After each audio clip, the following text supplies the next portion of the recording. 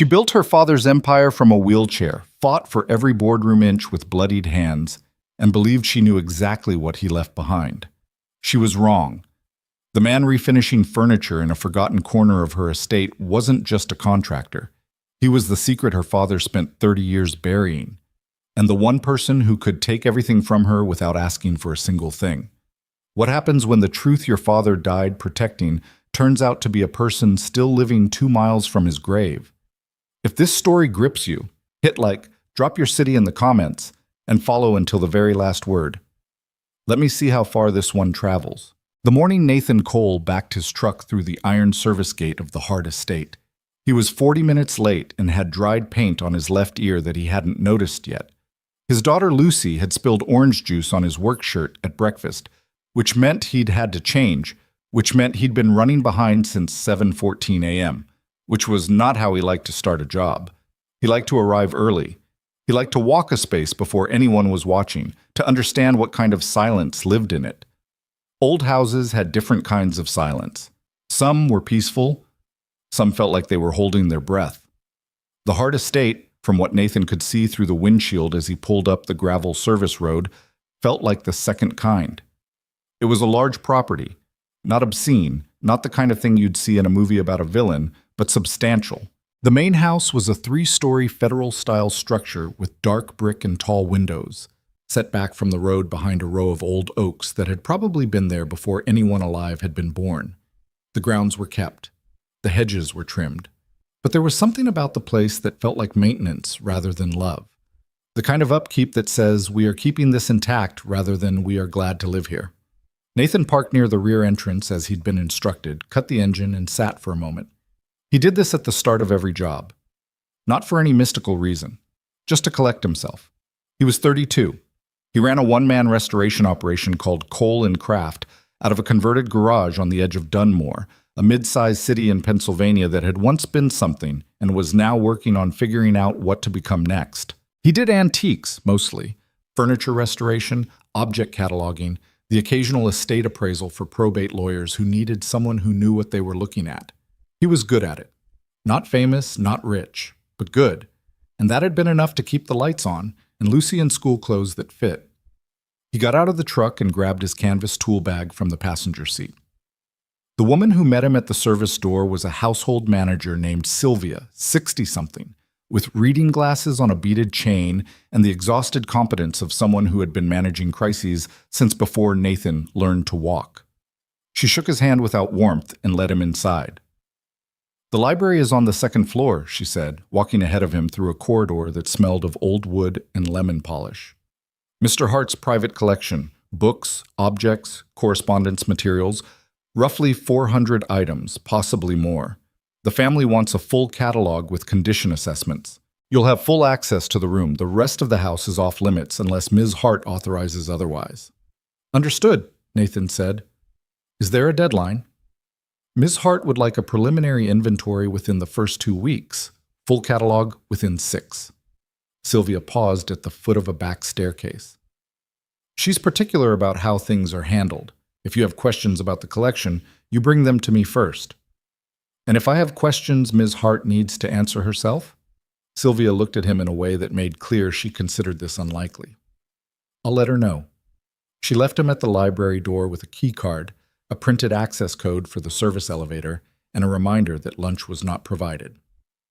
The library was not what Nathan expected. He'd been in estate libraries before, the performative kind, where someone's grandfather had bought books by the yard because he liked how they looked on shelves, and the spines had never been cracked. This wasn't that. The shelves here were floor to ceiling, and they were the shelves of someone who actually read. The books were arranged by subject, not by color.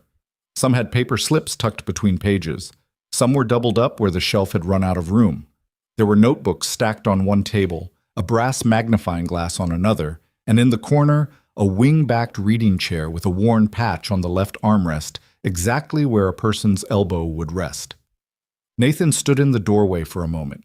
He'd been hired to catalog this room. And he would. But first he took 2 slow minutes to understand what he was walking into. This was a room where someone had actually thought, where they'd sat alone and read, and worked something out. The air in it was different from the rest of the house, more settled somehow, less like held breath. He set his bag on the work table, pulled out his assessment forms and his digital recorder, and got to work. He spent the first 3 days doing nothing but initial documentation, shelf by shelf, object by object, working through the room methodically from west wall to east.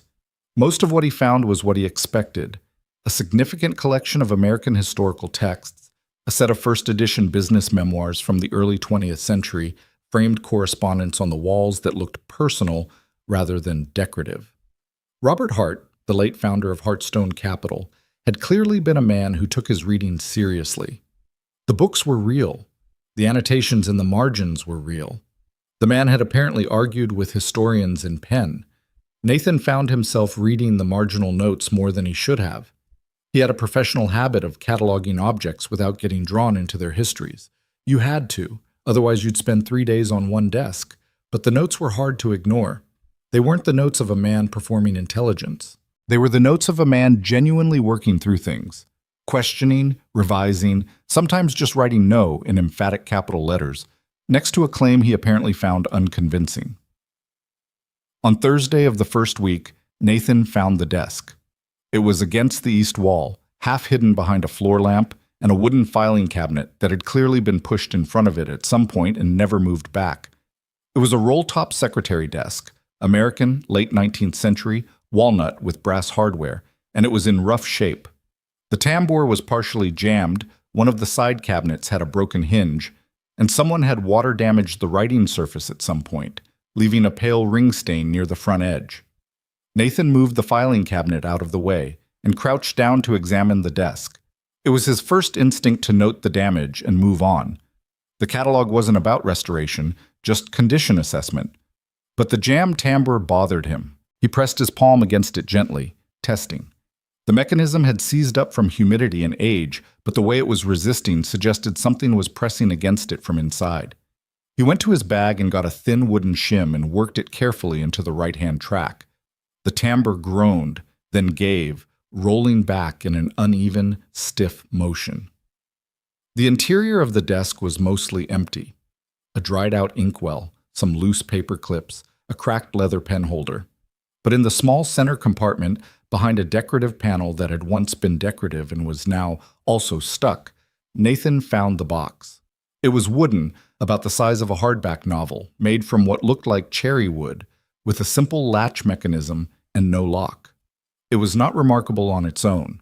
It was the kind of box that got made in the 19th century as a gentleman's keepsake, the sort Nathan had cataloged a dozen of.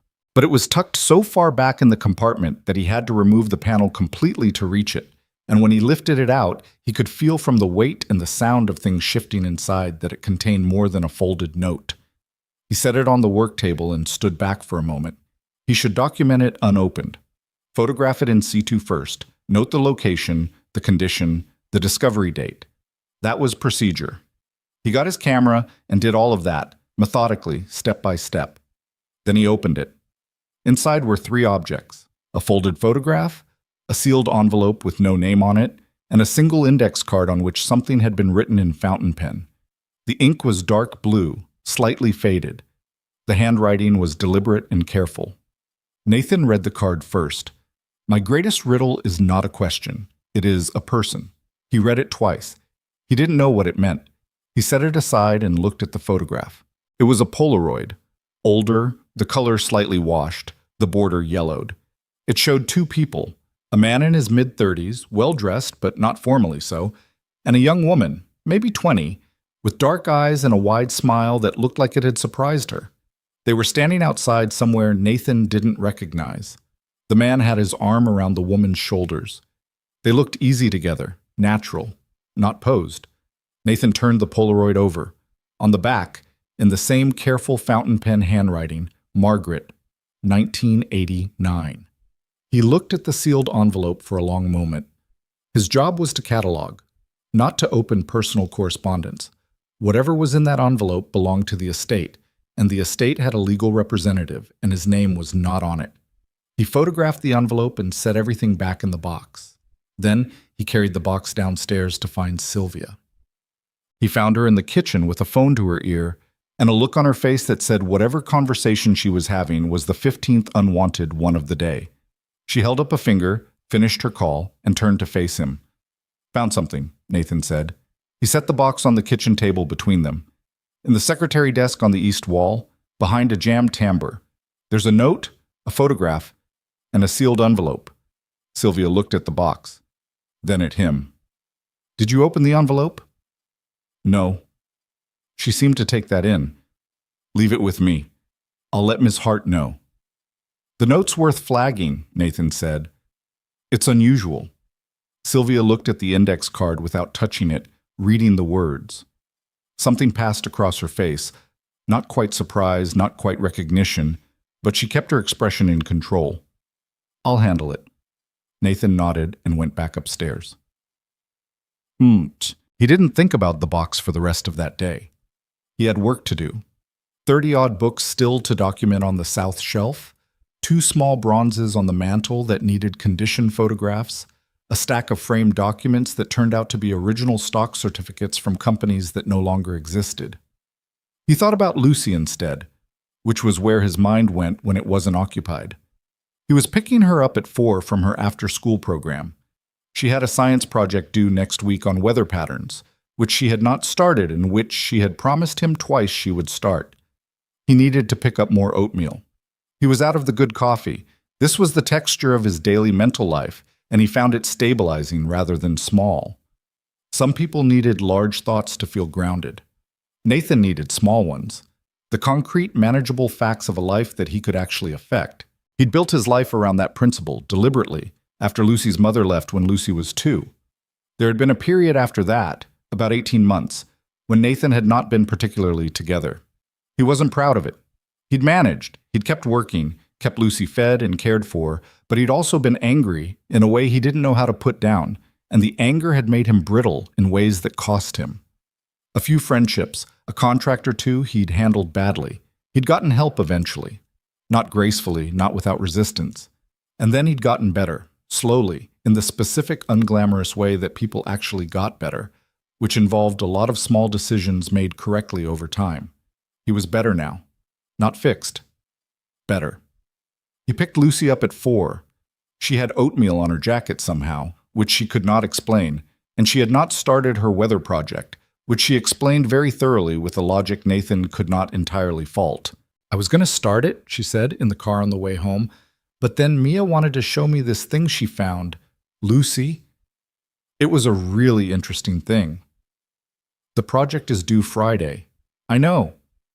It's Thursday tomorrow." "Dad." She gave him a patient look.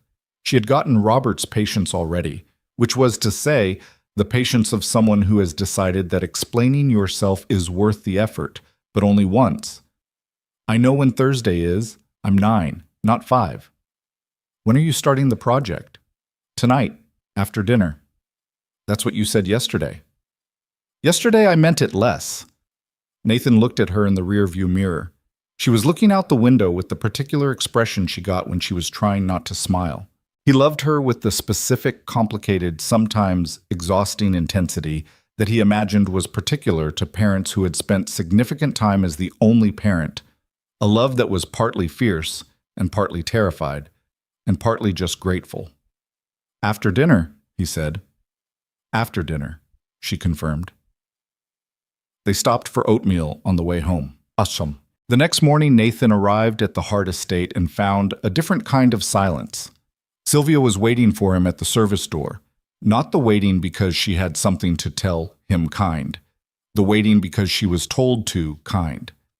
Behind her, through the interior door, Nathan could see a younger woman he hadn't seen before, seated at the kitchen table, both hands flat on the surface. He paused on the threshold. The woman was in a wheelchair. She was around his age, he thought, maybe slightly younger, with dark eyes and a quality of stillness that was not the same thing as calm. She was in professional clothes, dark slacks, a structured gray blazer, and her hair was pulled back in a way that might have been hurried or might have been deliberate. She was looking at him with an expression he couldn't immediately categorize, not hostile, not welcoming, assessing. On the table in front of her was the box Nathan had found the day before. Mr. Cole, Sylvia said. Miss Hart would like a word. Nathan stepped inside. Evelyn Hart looked at him for a moment without speaking, which he found he didn't mind. He wasn't easily unnerved by silences. He worked alone most of the time. Silence was professional. You found this yesterday, she said. Not a question. Yes. Where exactly? Secretary desk, east wall, behind the floor lamp. The tambour was seized up. Something was pressing against it from inside. I worked it loose during a standard examination. She looked back at the box. You didn't open the envelope? No. She looked up at him again. Why not? Wasn't addressed to me. Something shifted slightly in her expression. Not warmth exactly, more like a recalibration. Sit down, she said. He sat. I've been running this company for 8 months, Evelyn said. My father died last January. Cardiac event, unexpected. He was 67. He was supposed to have more time. She said it flatly, the way people said things they had worked very hard to be able to say flatly.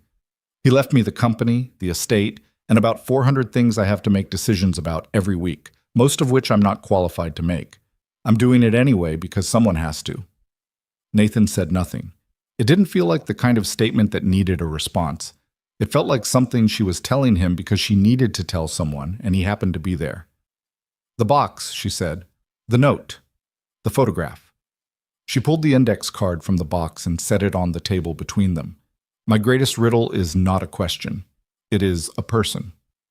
You know whose handwriting this is? No. My father's.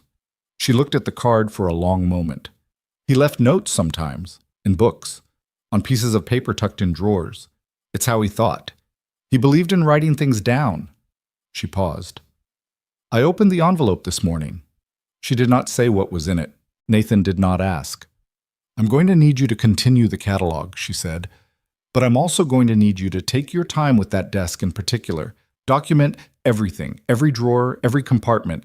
If you find anything else, anything at all, no matter how small, you bring it directly to me, not to Sylvia, not to anyone else. Me. Understood. And Mr. Cole? She stopped. Something moved across her face that she controlled quickly. What made you curious about that tambour? You could have noted it as damaged and moved on. Nathan considered the question. It was a real one. The resistance felt wrong, he said. Normal seized tambour has a particular feel. This was pushing back differently. I wanted to know why. She looked at him for a long moment. Thank you, she said quietly. That will be all. The following week was a strange one. Nathan worked in the library every morning, methodical and careful. He'd taken Evelyn's instructions seriously. He was documenting the secretary desk with a thoroughness that went beyond the job's original scope, photographing every interior angle, measuring every compartment. He found 2 more items. A dried flower pressed between sheets of wax paper with no identification attached, and a small leather journal with a broken clasp that turned out to be entirely empty inside. He brought both directly to Evelyn's attention, as instructed. She appeared both times in the library doorway within 20 minutes of being told, examined both items, and left without extensive comment. She had a quality of absorbing information without reacting to it immediately, something that probably served her well in boardrooms and served her less well, Nathan suspected, in most human situations. He began to notice her presence in the house more than he would have expected. Not that she was hovering. She wasn't. But the estate was her home as well as her office, and she worked odd hours, and sometimes Nathan would hear the sound of a wheelchair on the hardwood corridor outside the library, or see her through the doorway moving between rooms with the phone held flat against her shoulder, talking in the focused monotone of someone who had been in a meeting too long and was still in it mentally. He registered her without thinking about her particularly. That wasn't unkindness. It was professionalism. He was hired to do a job, and the job had specific parameters. On Wednesday of that week, he was eating his packed lunch on the back stairs, a small breach of decorum he allowed himself, when she appeared at the bottom of the staircase in her chair. She didn't seem surprised to see him there. She didn't seem like a woman who was easily surprised by anything. The yellow stain on the writing surface, she said. Is it repairable? He swallowed his sandwich. Yes, it's a water ring. Relatively shallow penetration. I do a mild oxalic treatment, then refinish the affected area. My father used that desk when he was young, before he built the company. He brought it with him when he moved from... She stopped. It was important to him. Nathan nodded. She looked at the staircase beside him, apparently not bothered by the fact that she couldn't use it. What's your professional read on the collection? Overall. Significant, he said honestly. Not just monetarily, the personal material, the correspondence, the annotation work in the books. It's a real picture of how someone thought, the kind of thing an archive would want. He wasn't trying to create an archive. I know, that's usually when the best ones get made. She looked at him again with that quality of assessment that he was getting used to. How did you get into this work? The question caught him slightly off guard. Most clients didn't ask. My uncle had a furniture repair shop. I worked there summers when I was a kid. Figured out I liked old things. Liked the problem solving of it. He paused. And I'm bad at offices. Something that wasn't quite a smile crossed her face. I spend most of my life in one. Yeah, he said. I can tell. She looked at him, and he thought for a moment he'd overstepped. But then she made a sound that was close enough to a laugh that it seemed to count. Finish your lunch, Mr. Cole, she said. She turned her chair and went back inside. He didn't tell Lucy about the estate in any detail. He mentioned it in the way he mentioned all his jobs. I'm working on a catalog for a private collection, big house, a lot of books, without the particulars that belong to the client's privacy. But Lucy, who was 9 and therefore constructed almost entirely of questions, had noticed he was thinking about something. You keep doing the face, she said on Saturday morning, watching him over her cereal. What face? The face where you are somewhere else. She pointed at him with her spoon. You do it when a job has a puzzle in it. Nathan looked at her. She was not wrong.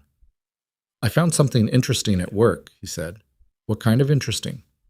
The kind where someone hid something on purpose, but also maybe wanted it to be found eventually. Lucy considered this with the gravity she gave to most things. Like a time capsule. Maybe. A little. Who hid it? The man who owned the house. He died 8 months ago. Lucy chewed her cereal. Do you think he wanted his daughter to find it? Nathan hadn't thought about it quite that way. Why do you ask that? Because if he wanted a stranger to find it, he'd have put it somewhere easier. But it was hidden really well, right? So either he forgot about it, or he wanted someone specific to find it. Or... She stopped. Or he was waiting to tell the person himself and he ran out of time. Nathan looked at his daughter. That's a good thought, he said. I know, she said, and went back to her cereal. He was back in the library on Monday when Evelyn came in and closed the door behind her. That was new. She'd always left it open before. She didn't sit. She positioned her chair near the window and looked out at the garden for a moment before speaking. Her hands were in her lap, and she was doing something with them. Not fidgeting, exactly, but a controlled tension, the way someone's hands look when the rest of them is working hard to appear composed. I've had the envelope reviewed, she said, by my legal team and by a private document examiner. Nathan waited. The contents are... She stopped. Started again. My father had a relationship before he met my mother. In the late 1980s, a woman named Margaret Calloway. She looked at the garden. She had a son in 1992. Nathan said nothing. The letter in the envelope is from my father, Evelyn said. Handwritten, 1993. It's addressed to the son, who would have been about 1 year old at the time. She paused. He never sent it. The room was very quiet. Why are you telling me this? Nathan asked. His voice was level. He didn't know why he needed it to be level. She turned from the window and looked at him directly. Because I think you may already know part of the answer, Mr. Cole. And I think my father put that box in that desk because he intended, eventually, for someone to look. She paused. And I think the reason he hired a restoration specialist 8 months after his death, in his will, specifically, it was in his will, is that he knew a restoration specialist would look harder than most people would. Nathan felt a stillness come over him that was different from the professional kind. My father's name is unknown to me, he said carefully. My mother, Margaret. She died when I was 6. Car accident. I was raised by her sister. Evelyn held his gaze without looking away. Margaret Calloway, she said. The clock on the mantel ticked. Nathan became aware that his hands were flat on the work table, which he didn't remember doing.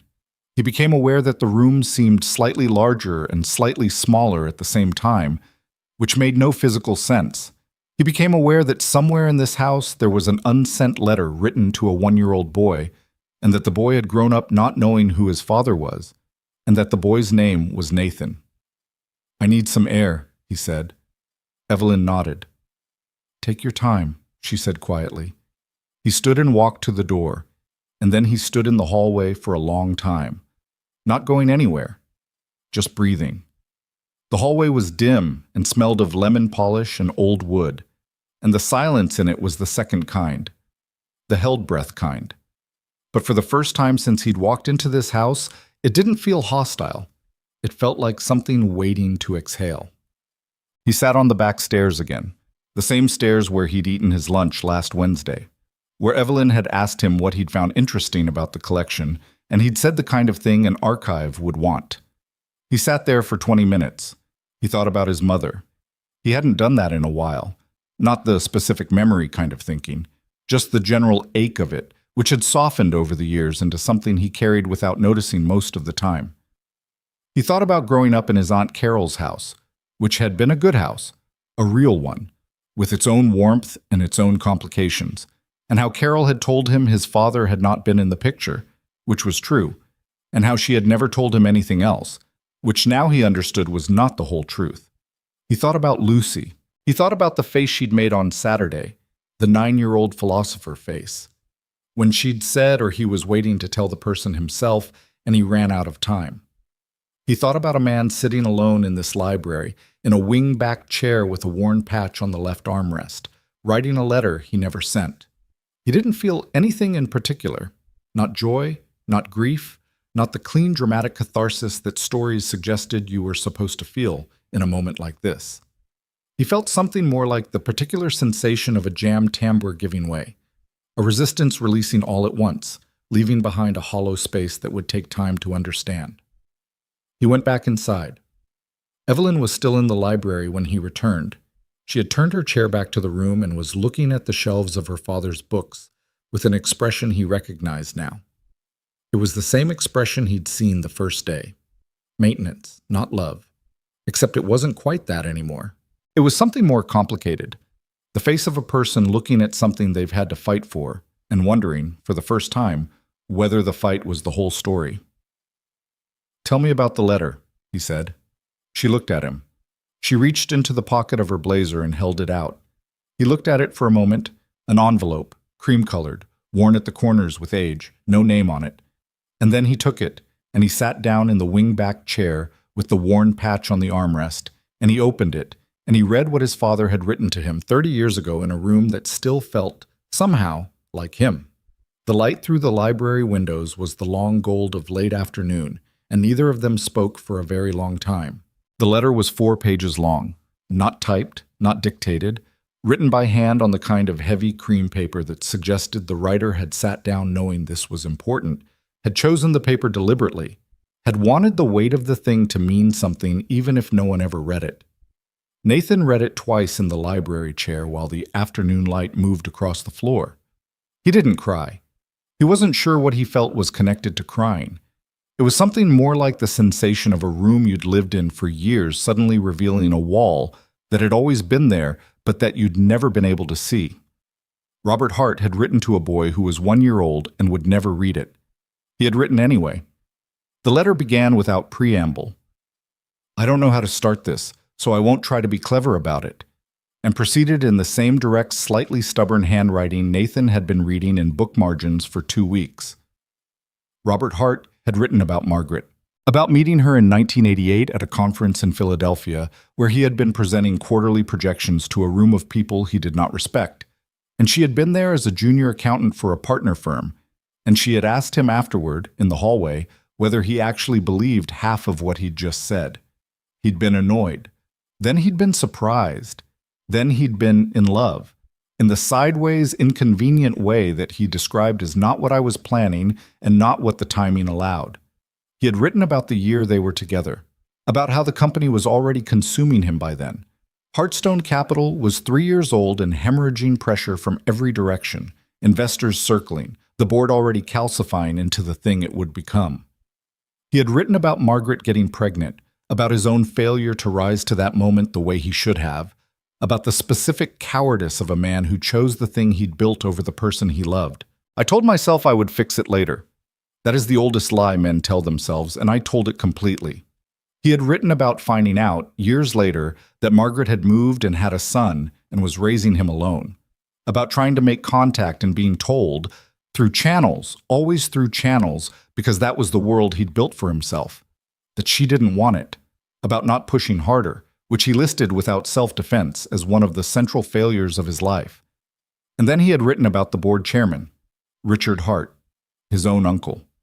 Richard knew about you from the beginning. He made it very clear, in the way Richard makes things clear, that acknowledging you would complicate the question of succession in ways the company could not survive. I believed him. That is also on me. I chose the company's stability over your existence, and I have spent every year since trying to decide what kind of man that makes me. Nathan set the letter down on his knee and looked at the ceiling. Richard Hart. He'd seen the name in news coverage he'd found online the evening before, after coming home from the estate and sitting in his truck in the driveway for longer than he planned. Richard Hart, chairman of the board of Heartstone Capital, 71 years old, the architect of the company's governance structure, and by most accounts, the second most powerful person in the organization. He picked the letter back up. If you are reading this, if someone finds this and finds you, or if you find it yourself, I want you to know that the silence was never indifference. I know that distinction may not matter to you. It may not be worth much. But I spent 30 years in a room that I chose over you, and I want you to know that I knew what I was choosing, and I knew what it cost. The letter ended without drama, no deathbed conversion, no sweeping declaration, just, your name, I was told, is Nathan. Your mother's name was Margaret Calloway, and she deserved better than I gave her. If you have questions, I hope there is still someone left to answer them. Nathan folded the letter carefully along its original creases. He looked at Evelyn. She had been very still through all of it, positioned near the window, giving him the room. She was good at that, giving space without disappearing from it. He'd noticed that about her. She didn't perform sensitivity. She just stopped taking up more room than was necessary and let things be what they were. Richard knew, he said. Yes. He concealed it. For 30 years, apparently. Her voice was controlled, but there was something underneath it, a tightness, that he recognized as the sound of someone who had processed very little of this. I've been going over what I know about the board governance documents, the succession protocols. If my father had a biological child, he acknowledged, legally, formally, it would have complicated everything Richard built. Complicated how? Inheritance structure, voting rights, the foundation of the ownership stake. She paused. Richard designed all of it. Every clause, every carve-out. He had 30 years to make sure the structure pointed only one direction. Nathan was quiet for a moment. I don't want the company, he said. She looked at him steadily. I know. I'm telling you because I want you to hear it as a fact, not as a negotiating position. I heard it the first time. She said it without hardness. That doesn't change what the documents may legally require. He turned the folded letter in his hands. Outside, the October light was going amber, the afternoon narrowing toward evening. He thought about the drive home, about Lucy's science project, about the particular ordinary mechanics of his evening that would continue regardless of what this room contained. That thought was oddly stabilizing. What's in the sealed records? He asked. Evelyn moved her chair slightly, which he'd learned was something she did when she was thinking. The envelope contained the letter and a photograph, different from the one you found, more recent. You from a distance, you were maybe 7 or 8. She held his gaze. He had someone watching out for you, not monitoring, not interfering, just knowing you were there. Nathan didn't say anything. There was also a notary's business card clipped to the inside of the envelope, she continued. A firm called Bassett and Holt. They're not in business anymore, but the original registered agent is still licensed. I had my assistant look it up this morning. What does that mean? It means there may be additional documentation, the kind that doesn't live in a box in a desk. She looked at her hands for a moment. The kind that gets filed and sealed and held. Nathan drove home slower than usual. He stopped at the light on Carver Street, which was always long, and sat through it even after it turned green because the car behind him hadn't honked yet, and he needed one more second. The person behind him was patient. He was grateful. He thought about his Aunt Carol. She lived in Harrisburg now, in a house she'd bought after her kids moved out, with a garden she spent too much time in and a cat named after a jazz musician. She was 71 and had bad knees and called him every Sunday without fail, even when he'd been bad about calling back, even through the 18 bad months after Lucy's mother left, even when he'd been the kind of person who didn't deserve consistent Sunday calls. She knew. He understood that now, with the quiet certainty of someone who had put things in order. She had always known who Margaret's son was. She had protected Nathan from it, or protected herself from the conversation, or protected some version of the past that was easier to carry than the full weight of it. Maybe all three. People rarely had clean reasons for keeping things from the people they loved. He drove the rest of the way home running through how he would ask her. Not whether he would. He was done with not asking. Lucy had finished the weather project. He found her at the kitchen table with colored pencils and 3 sheets of poster board laid end to end, creating what appeared to be the most extensively illustrated diagram of a cold front in the history of 4th grade science. "This is a lot," Nathan said. "I got into it," she said, without looking up. "Did you know that the word hurricane might come from a word meaning evil spirit in some indigenous languages?" "I did not know that." "I put it in the introduction. Ms. Ferraro might say it's off topic, but I think it adds texture." Nathan stood behind her and looked at the poster board. It was genuinely impressive, not in a children's art way, in an I have a daughter who commits fully to things way, which was something he found both exhausting and excellent about her. "It's good, Luce." She looked up then, and she looked at him the way she sometimes did, the direct, unguarded look that 9-year-olds had before they learned to protect themselves. And she said, "You found out something about the puzzle today, didn't you?" He sat down across from her. "Yeah," he said, "I did." "Is it a good something or a bad something?" He thought about that honestly. "I don't know yet. It's a big something, the kind where you need some time before you know which kind it is." She nodded, accepting this, and went back to her cold front. "Okay," she said. "You can tell me when you figure it out." He sat there for a little while, watching her color.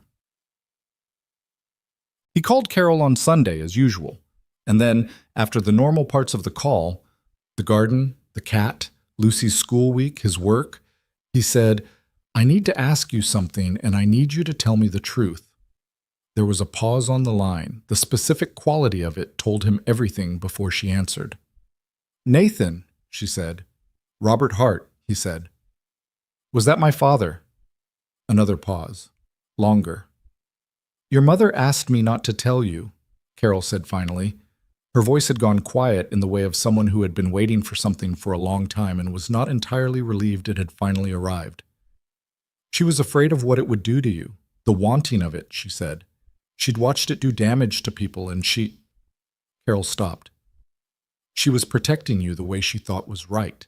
And after she died, I kept making the same choice she made, and I kept telling myself it was for your sake, and I don't know anymore if that was true."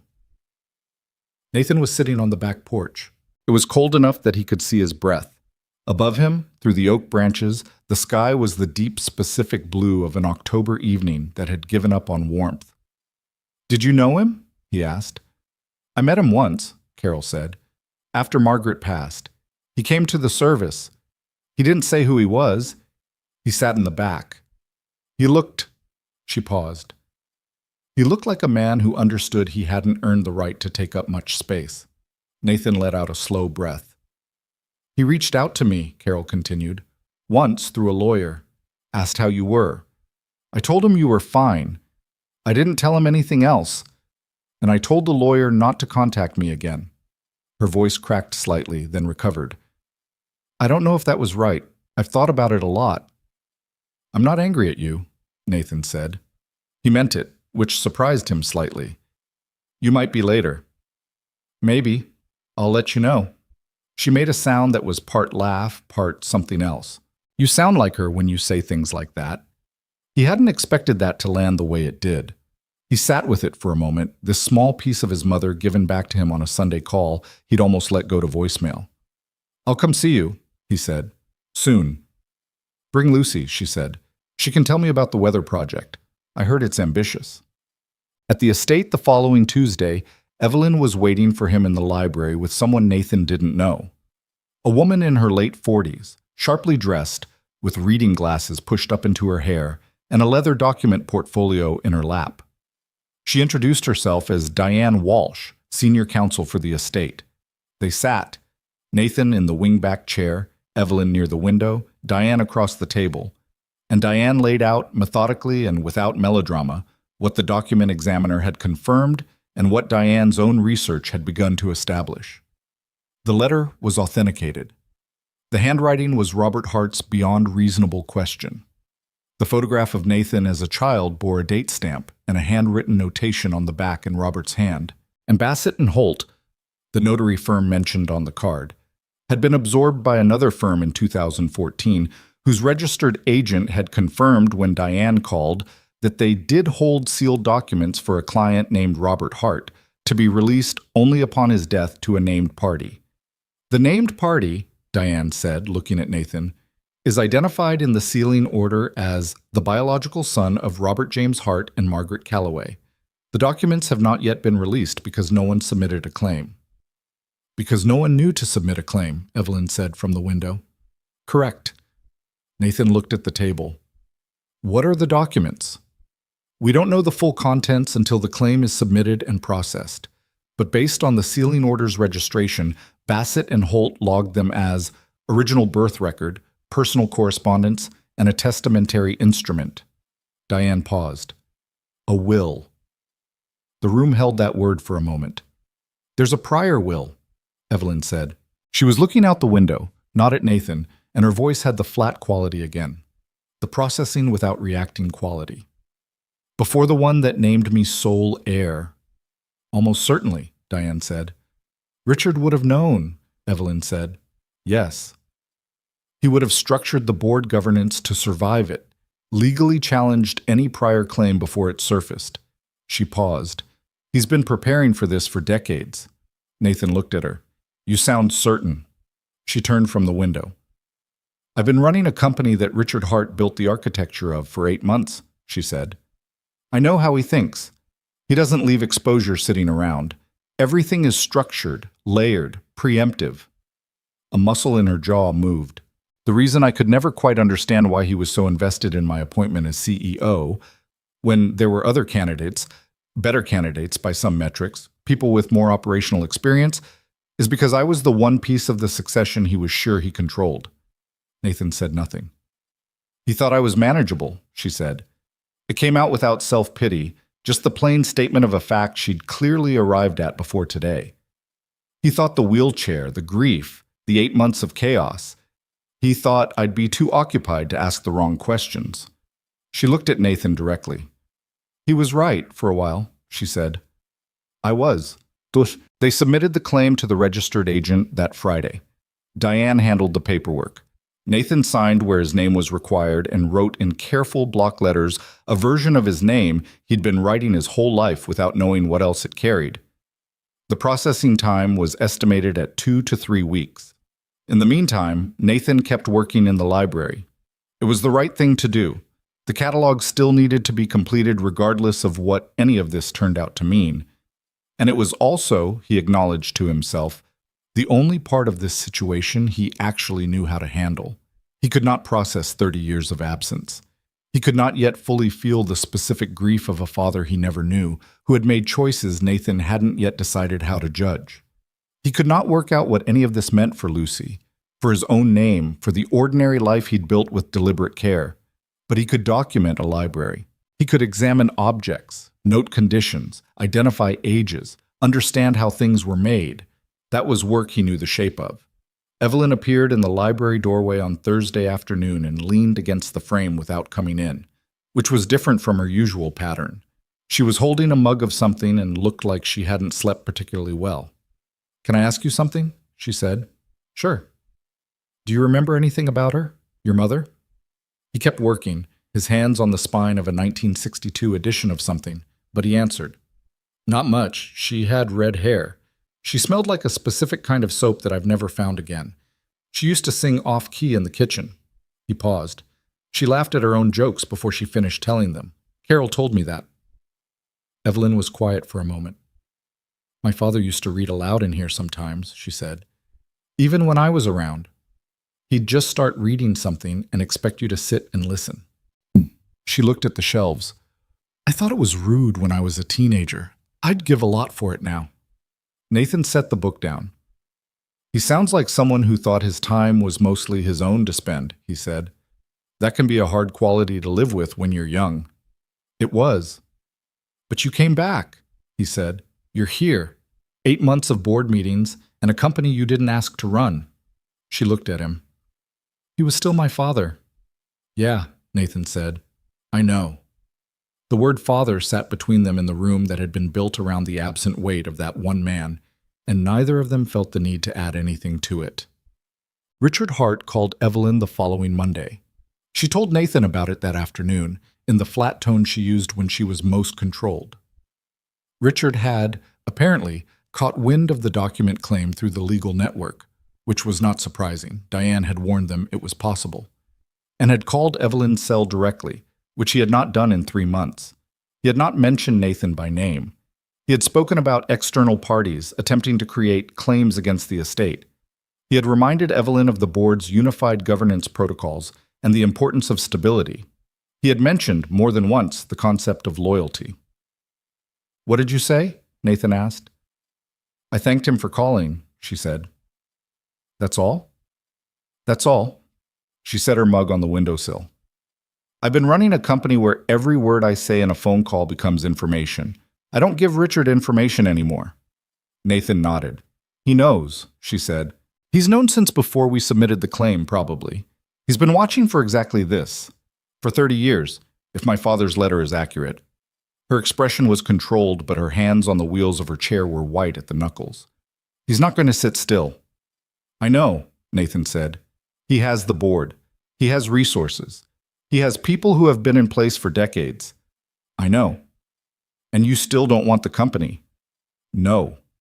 She looked at him for a long moment. Then she said quietly, "Then what do you want?" He thought about Lucy asking him the same question, in a different form, on a Saturday morning over cereal.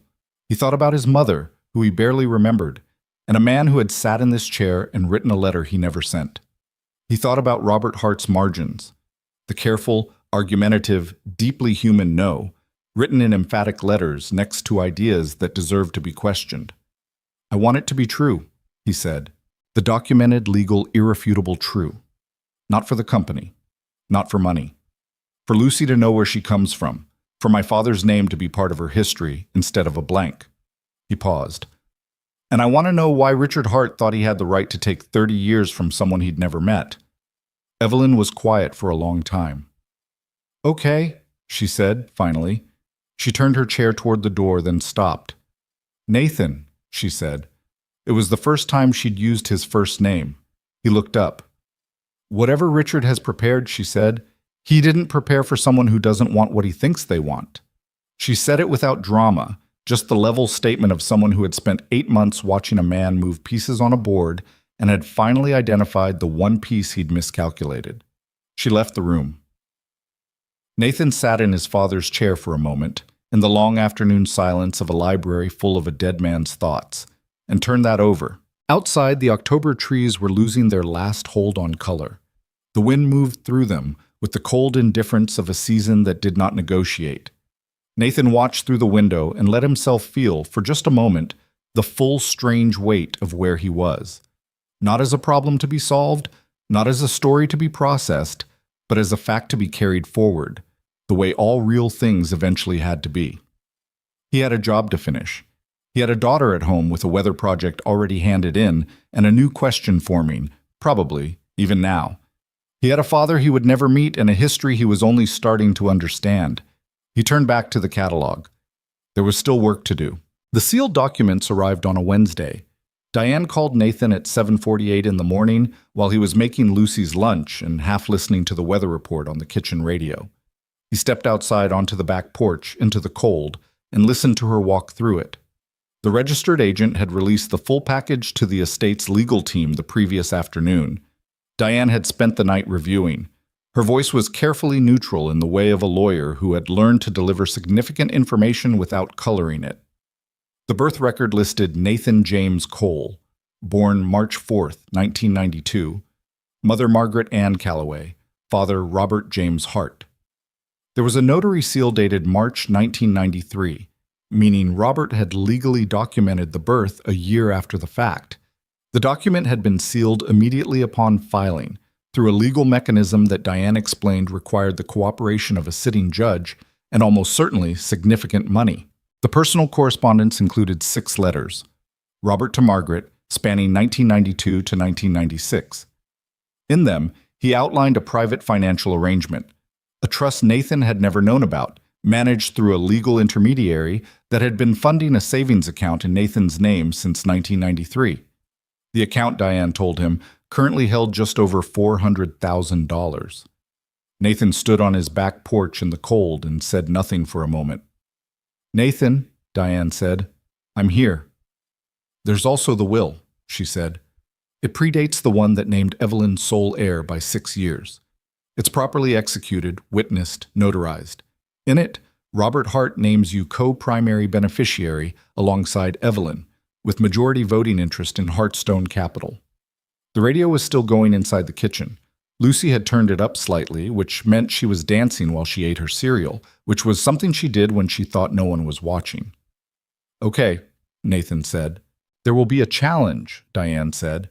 "I want you to understand that this is not resolved by the existence of the documents. Richard Hart's people will contest. Hard. I know. I want you to be prepared." "Diane," he said, "I've been a single father for 7 years. I know how to be prepared for a fight I didn't start." A pause. "Fair enough," she said. "I'll be in touch." He went back inside.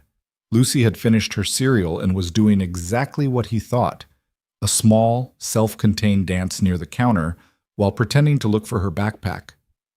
"I know you see me," she said, without turning around. "I didn't say anything." "You were going to." "I was going to say your lunch is on the counter." She grabbed it. Then she looked at him with the particular directness she deployed when she'd decided a conversation was happening, whether he was ready or not. "Was that about the puzzle?" "Yeah." "Is it still the kind where you don't know if it's good or bad?" He thought about $400,000 he'd never known existed, and a birth record with his father's name on it, and a will that was about to change the temperature of every room he walked into. "It's the kind where it's both at the same time," he said. She shouldered her backpack. "That's usually the most important kind," she said, and went to get her jacket. Richard Hart moved within 48 hours. Diane had predicted it. The speed still caught Nathan slightly off guard, not because he'd underestimated Richard, but because the machinery of it was larger than he'd fully imagined. By Thursday afternoon, the estate's legal team had received a formal letter from Whitmore and Chase, the law firm that had represented Heartstone Capital's board interests for over 2 decades. The letter challenged the authenticity of the sealed documents on 3 grounds: the validity of the sealing process itself, the integrity of the notary's record-keeping, and the legal standing of a prior will that had not been introduced during probate. Evelyn called him at 6 that evening. He was in his workshop, sanding a chair leg that didn't need sanding, which was what he did when he needed to do something with his hands while he thought. "You've seen it," she said. "Diane sent it over." Richard called me directly again.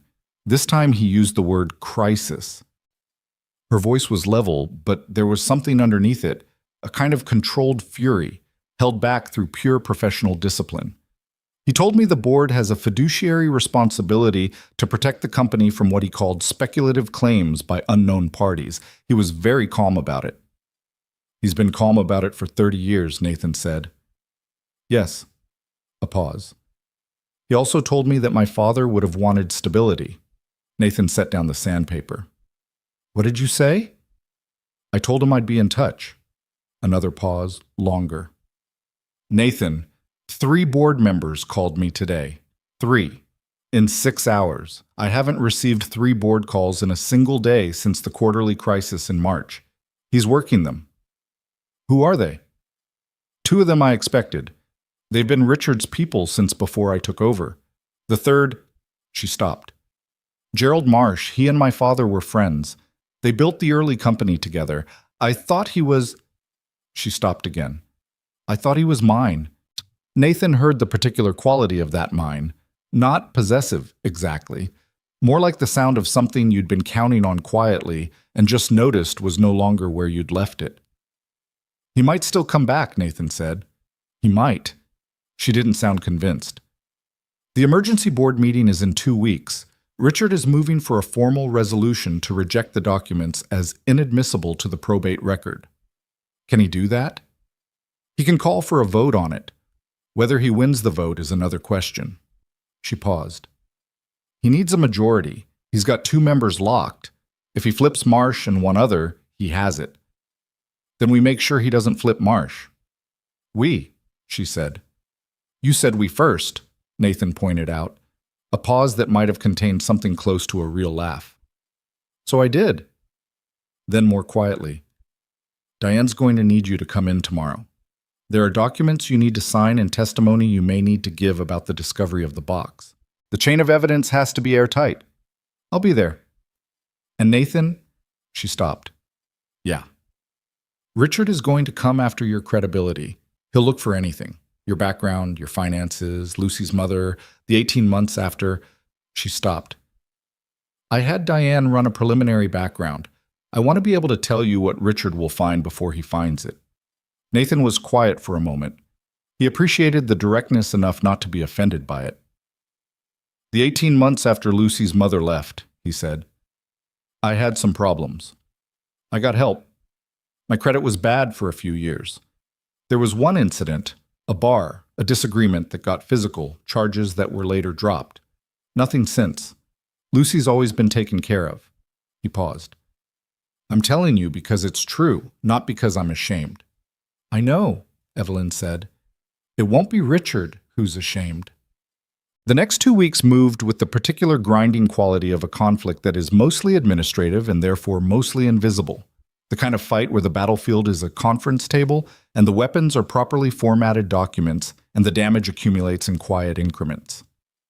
Diane prepared Nathan's formal statement regarding the discovery of the hidden box with the thoroughness of someone who had been in courtrooms long enough to know that the difference between a credible account and an incredible one often came down to the specific sensory detail. She asked him about the resistance of the tambour, the weight of the box, the exact position of every item inside it.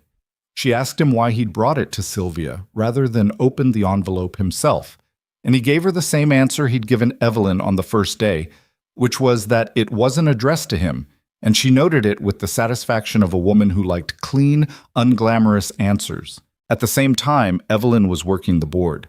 Nathan saw this mostly at a distance, through Diane's updates, through the occasional late evening call from Evelyn herself, through what he could read in the specific quality of tension in her voice when she appeared in the library doorway and wasn't quite ready to talk about what she'd just come from.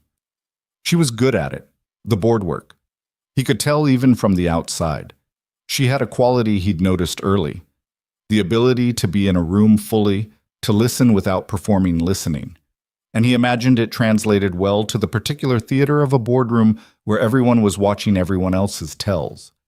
But she was also tired.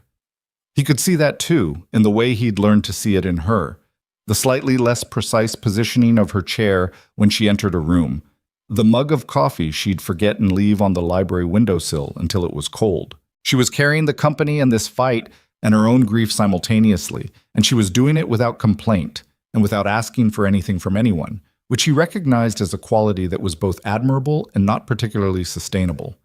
He said none of this to her because she hadn't asked. But he filed it. The confession came from a woman named Doris Fenwick. She was 78 years old, and she had worked as a paralegal for the law firm that had handled Heartstone Capital's early corporate documents, the firm that had been replaced by Whitmore and Chase in 2001, and she was dying of congestive heart failure in a hospice facility in western Pennsylvania. And she had apparently decided that there were things that needed to be said before she ran out of time to say them. She called Diane Walsh's office directly, not through an intermediary, not through a lawyer of her own. She looked up the number herself, and she called. Diane called Nathan and Evelyn both and asked them to come in person. They sat in Diane's conference room, Nathan and Evelyn on one side of the table, Diane beside Evelyn, a digital recorder in the center, and Doris Fenwick spoke to them over a speakerphone from what sounded like a small, very quiet room. Her voice was thin but steady. She had the quality of someone who had been frightened for a long time and had gotten tired of it. "I drafted the sealing order," she said, "in 1993, for the birth record and the correspondence. I was told it was a routine matter of personal privacy, which it wasn't, and I knew it wasn't, and I did it anyway." She paused. Richard Hart handled the request personally. He came to the office himself, which partners didn't do. They sent associates. He came himself. That told me something. "What did it tell you?" Diane asked. "That it was important enough he didn't want anyone else's hands on it," Doris said, "and that he needed it to be done right, which meant he needed someone who was very good and who had something to lose." A pause. "I had a son in trouble at the time, legal trouble. Richard knew about it. He was very kind about it. He didn't make threats. He didn't have to." The room was quiet. "Did Robert Hart know about the sealing of the birth record?" Diane asked. "He knew about the letter and the correspondence being sealed. He asked for that himself. He wanted Nathan protected from press or public attention," he said. Doris's voice thinned further. "He did not know that Richard had arranged for the birth record to be sealed as well. That was Richard acting on his own. Robert would have been furious." "How do you know he didn't know?" Evelyn asked. It was the first time she'd spoken. Her voice was quiet and very controlled. "Because 6 months after the filing," Doris said, "Robert came to the office. Not to our firm. He came to find me specifically. Waited outside. He asked me what had been done and whether Nathan's birth record was part of it." A pause. "I told him it wasn't, because Richard had told me to say that if I was ever asked." No one spoke. "Robert left," Doris continued. "He looked, I don't know how to describe it exactly. Relieved, I think. And I watched him go, and I knew I'd just lied to a man about his own child. And I told myself it was done, and I couldn't undo it. And I lived with that for 30 years. Her voice had gone very quiet. "I'm not asking for anything. I just want it on record before I can't put it there." Nathan was looking at the table. He was aware of Evelyn to his left, the quality of stillness in her that was different from her usual stillness, a kind that came from something being actively held back. He didn't look at her. "Thank you, Doris," Diane said. "We're going to need a formal affidavit." "I know. I've already drafted it. I have a copy with the hospice administrator and a copy with my daughter, who's been told what to do with it." A pause. "I'm not going to make it to any courtroom, Ms. Walsh, but I made sure it won't matter." Diane filed the affidavit the following Monday. By Tuesday, Whitmore and Chase had responded with a motion challenging Doris Fenwick's competency as a witness, citing her medical condition and what they described as the emotional unreliability of deathbed statements. Nathan read the motion in his truck, parked outside the school where he'd just dropped Lucy off, and felt a kind of cold anger that was different from the sharp kind. It was a slow, flat anger, the kind that came from watching something cynical be done competently. He drove to the estate. Evelyn was in the formal sitting room off the main hallway, a room he hadn't been in before, large and slightly overfurnished in the way of rooms used for appearances rather than living. She was on the phone when he knocked on the open door, and she held up a finger, finished the call, and looked at him. "I read the motion," he said. "So did I." She set the phone on the side table. Her face had the tight quality that came with running on something past the point of ordinary resources. They're going to drag Doris Fenwick's medical history into a deposition proceeding while she's in hospice. That's what this is. Richard authorized that. Richard doesn't authorize anything, Evelyn said. He suggests, and other people do the authorizing. He's been doing it for 40 years. It's very clean. She paused. Gerald Marsh called me last night. Nathan looked at her. He wants to meet, she said, without Richard knowing. She looked at her hands. He said he has something he should have given me 8 months ago. The board meeting was 9 days away. Peace. Gerald Marsh was 73, a compact, careful man with white hair and the somewhat haunted look of someone who had made a decision they had been living with uncomfortably. He met Evelyn and Nathan in Diane's conference room on a Thursday afternoon, without his own counsel, which Diane had noted was either very trusting or a statement of intent. He set a folder on the table without being asked. "Your father gave me this 2 years ago," he said, looking at Evelyn. "He told me to keep it and to give it to you when the time was right, and that I would know when the time was right because someone would ask me a question I couldn't answer honestly without it." He paused. "Richard called me last week and asked me to confirm that the prior will was invalid on procedural grounds. I knew enough about the will to know it wasn't." He pushed the folder forward. "So here we are." Inside the folder were 2 items. A signed declaration from Robert Hart, dated 14 months before his death, confirming Nathan's identity as his biological son and his intention to correct the probate record. And a personal letter from Robert to Gerald, which said, among other things, "If Richard has done what I suspect he has done, the evidence will eventually surface whether I am here to help it or not. I want there to be one person in that boardroom who knew me well enough to tell them what I actually believed." Evelyn read the letter twice. Then she folded it and held it in her lap and looked at the window for a moment. Gerald Marsh watched her. He had the expression of a man delivering a debt payment that was long overdue and did not quite cover the interest. "Why did you wait?" she asked. Not accusatory, just asking. "Because I told myself it wasn't the right time yet." He paused. "And because I was afraid of what Richard would do, which is not a good reason, but it's the honest one." Evelyn nodded slowly. "Thank you for being here." "I should have been here sooner," he said. The emergency board meeting was called for the following Thursday at 9 in the morning in the Heartstone Capitol boardroom on the 14th floor of their downtown building, a room Nathan had never been in, a world that had never been his, though apparently it was adjacent to his name in documents filed before he could walk. He drove Evelyn that morning because Diane had suggested a single vehicle for the optics of it, which was the kind of consideration Nathan found faintly absurd but understood the logic of. He pulled up outside her building at 8:15. She came down the ramp at the building's side entrance in her chair, wearing a dark jacket and the specific expression of someone who had slept less than they needed and was not going to let that be visible. She didn't say good morning. She got in the car and looked straight ahead. He pulled out into traffic. After 2 blocks, she said, "He's going to try to table the documents on the basis that introducing them disrupts the company's fiduciary continuity. That's his move today. He'll make it sound like protecting the company. It will be about protecting Richard." "I know," Nathan said. "If Marsh holds, Marsh will hold." He showed up. Showing up to a meeting isn't holding. "I know that too." He waited at a light. "Do you trust Diane's read on the other votes?" "Yes." "Then we have it, barely." "Barely," she agreed. The light changed. He drove. "Nathan," she said after a while. "Yeah." "Whatever happens in there—" She stopped. Started again. "Whatever happens, I want you to know that what my father did wasn't what I would have done. The years of silence, the watching from a distance. I understand why, partly, but I want to say it out loud regardless."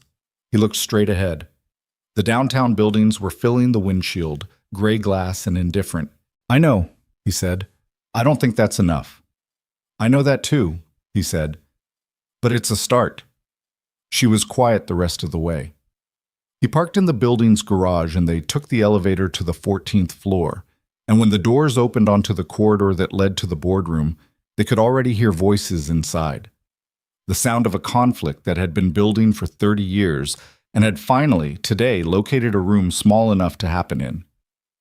Nathan walked the corridor and thought about his father's handwriting in the margins of old books, about the specific word no, written in emphatic capital letters next to ideas that deserved to be questioned. He thought it was probably the most important thing Robert Hart had left him. Not the will, not the company, not the $400,000 in an account he hadn't known existed until 3 weeks ago. Just that one instinct, the stubbornness to look at a thing being presented as settled and say, "I don't think that's right." He pushed open the boardroom door. Richard Hart was already seated at the head of the table.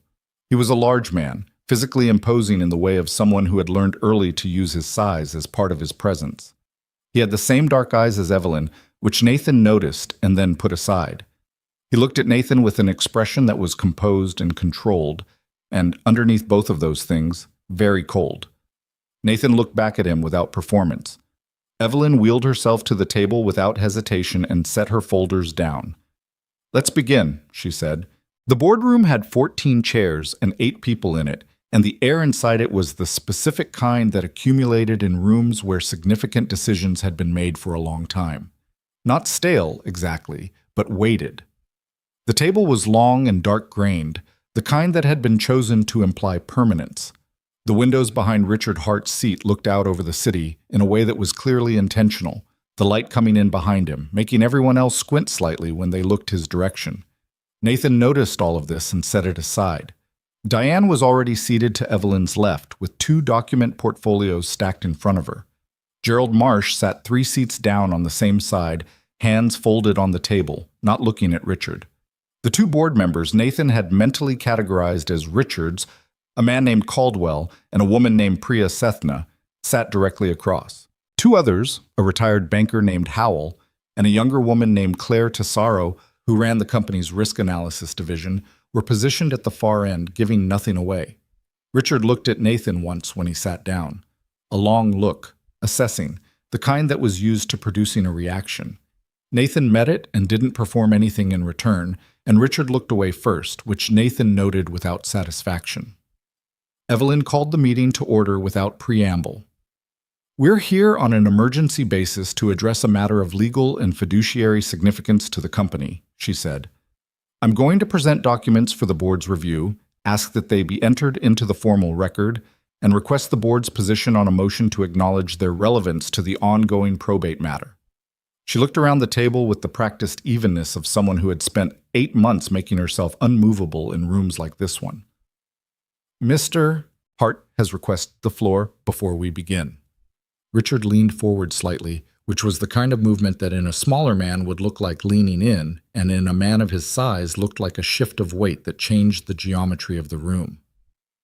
"I want to say, before anything else is presented," he said, in the measured baritone of someone who had been addressing rooms for 40 years, "that I called this emergency session to protect something we all care about. This company was built by my brother over the course of 30 years. He gave his life to it. And what we're about to discuss is an attempt by an outside party, a stranger, to destabilize the succession structure he built, based on documents of uncertain provenance, introduced during an active probate period." He paused. "I have nothing against Mr. Cole personally, but I have a responsibility to the company, to its employees, to its investors, and to Robert's memory." He said Robert's memory the way people said things they knew were rhetorical. Not because they were false exactly, but because they were deployed. Evelyn waited until he was finished. "Thank you, Richard. Diane." Diane opened the first portfolio and began, efficiently and without drama, to walk the board through the document chain. The birth record and its provenance. The Bassett and Holt sealing order and its history. The authenticated letter. The prior will and its proper execution. She moved through it the way a good lawyer moved through evidence, not performing the significance, but letting the facts carry themselves. Richard interrupted twice. Once to question the chain of custody for the sealed documents, which Diane addressed in 2 sentences. Once to suggest that the prior will's failure to surface during probate constituted a procedural forfeiture of its validity, which Evelyn addressed by referencing the specific statute under which sealed testamentary instruments were legally exempt from standard probate timelines. Richard looked at her for a moment after that. You've been preparing this for a while, he said. I've been preparing it since the documents arrived, she said. Yes. He turned his gaze to Nathan. You understand what you're claiming here. Nathan looked at him steadily. I'm not claiming anything. The documents speak for themselves. You're claiming a stake in a company you've had no part in building. I'm not claiming a stake, Nathan said. I'm asking for the legal record to reflect the truth. Those are different things. The practical effect is identical. Only if you decide to make it so. Nathan kept his voice level. Not cold, not aggressive, just even. My father left documentation. My father had the right to leave documentation. What happens with it legally is a separate question from whether it should be acknowledged as true. Richard looked at him for a long moment. Your father, he said, with a very slight emphasis that was probably imperceptible to everyone in the room who wasn't Nathan. Yes, Nathan said. My father. The room was quiet. Caldwell cleared his throat. Richard, I think we should hear from Diane on the legal standing before we... I want to understand what Mr. Cole wants, Richard said, not breaking eye contact with Nathan. Concretely. Because I've heard a lot of language about truth and records, and I want to know what that translates to in practice. Nathan looked at him. I want my name on the birth record to be acknowledged as legally accurate. I want my father's prior will to be entered into the probate record. I want Doris Fenwick's affidavit to be considered in any legal assessment of the sealing of the original documents. He paused. That's all. Richard's expression shifted almost imperceptibly. You don't want control of the company. No. You don't want the voting interest the prior will conveys.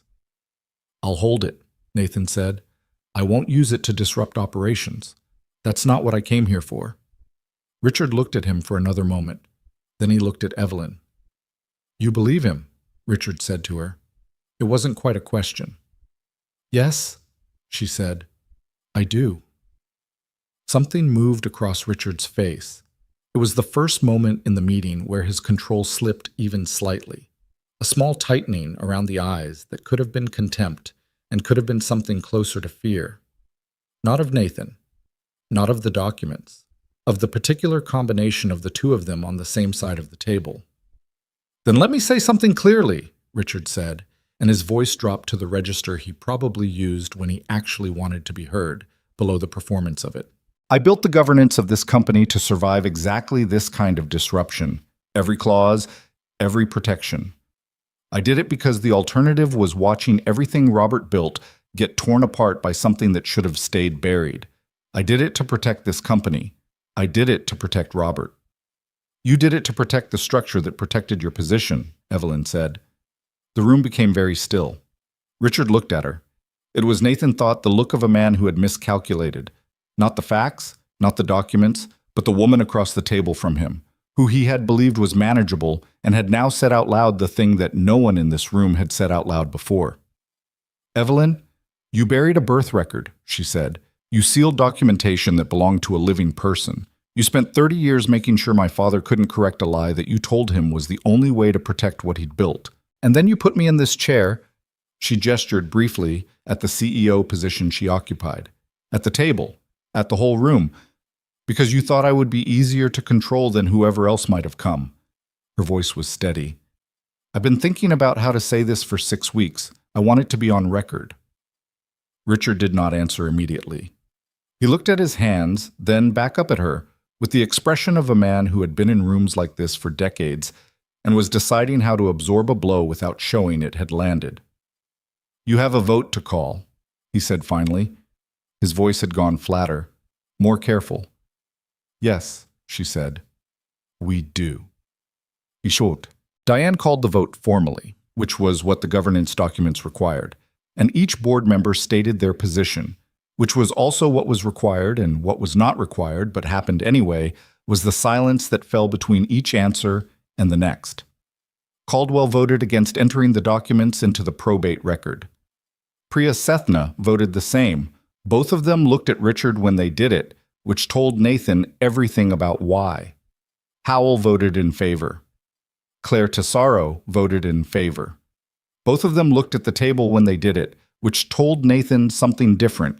Not cowardice, exactly, but the specific discomfort of people voting against the prevailing gravity of a room they'd spent years in.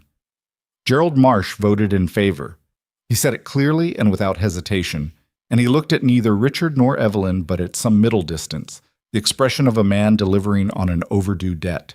The count was 4 in favor, 2 against, 1 abstaining, a younger member named Park, who said carefully that he needed more time to review the documents and didn't feel he could vote in good conscience either way. Under the governance rules, an abstention didn't constitute a blocking vote. The motion carried. Richard sat with it for a moment. Then he straightened in his chair, reorganized the papers in front of him with deliberate care, and said, "I want to note my formal objection for the record." "Noted," Diane said, and wrote it down.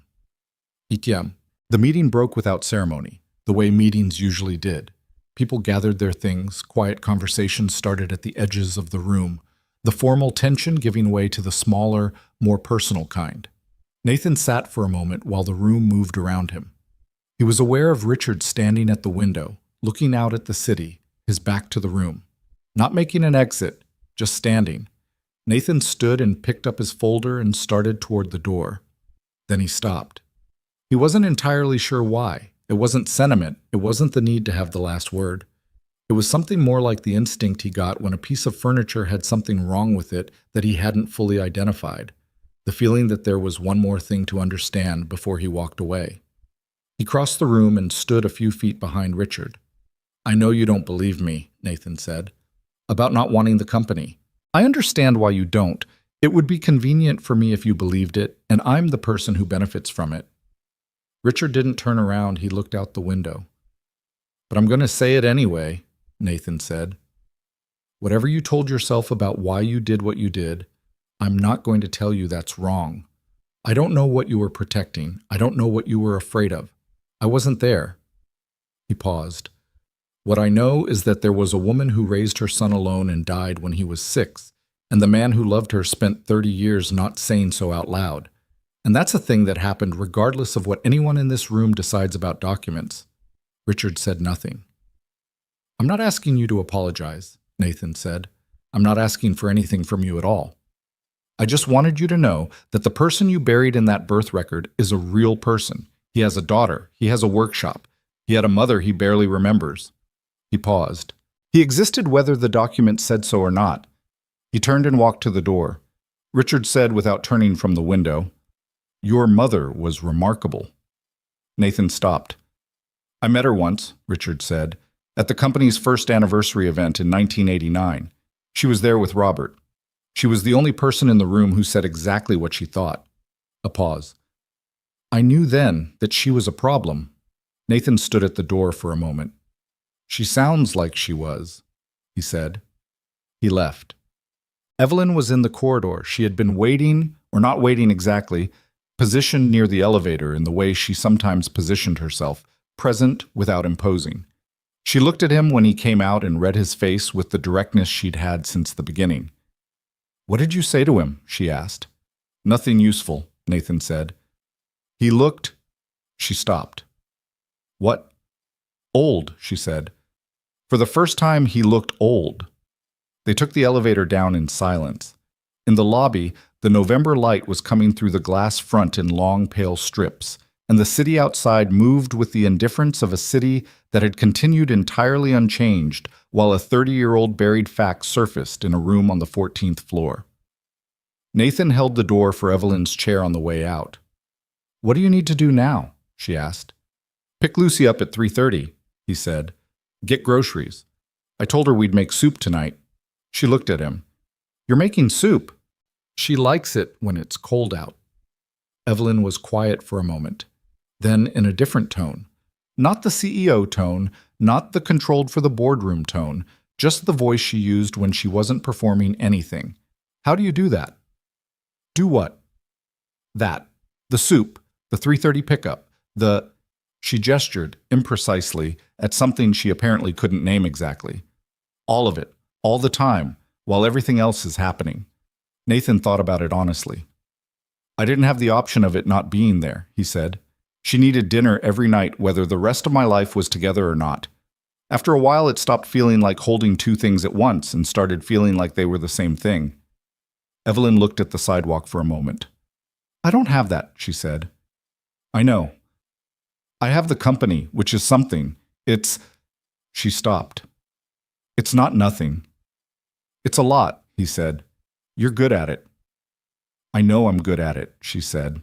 It came out without arrogance, just the statement of someone who had been competent for so long it was no longer something she needed confirmed. That's not the same as it being enough.